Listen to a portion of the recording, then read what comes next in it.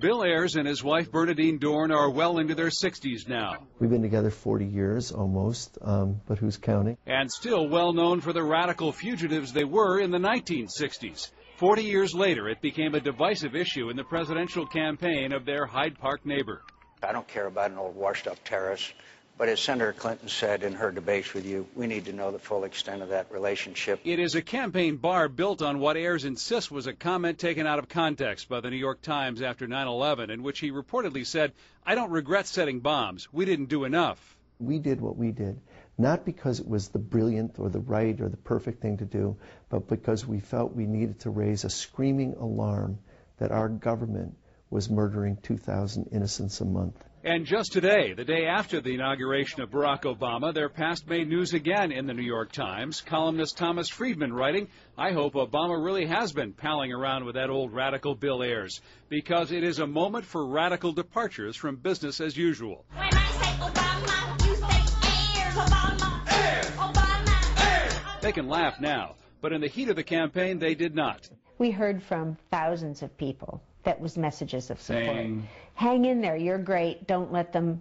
get you down. They have quite a past, much of their life's work documented in their new book, Racecourse Against White Supremacy. Bill, the privileged Glen Ellen son of the man who ran Commonwealth Edison. Bernadine, the wide-eyed suburban law student from Milwaukee, both swept up into the civil rights and anti-Vietnam War movements of the 60s, with bombings and beatings and riots and rage. The foundation on which they believe a black man named Obama was able to become the 44th president.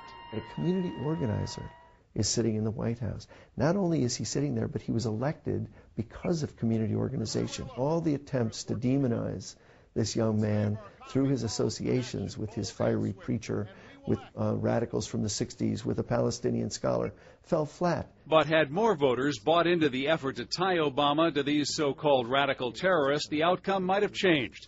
So they happily but very quietly accepted an invite from a student to join the thousands celebrating in Grant Park on election night, a place where they have lived out more history than most. I couldn't stop crying a couple of times. I found the exact spot where I was beaten 40 years ago, and it was really an extraordinary feeling. Just thinking about the tear gas and the running and the fear and the polarization, and having this real sense of a changing of the generations. They approach the future now with a much different perspective, as experts on juvenile justice at Northwestern and education at UIC, as grandparents with 3 grown boys who are a playwright, a 6th grade teacher, and a law student.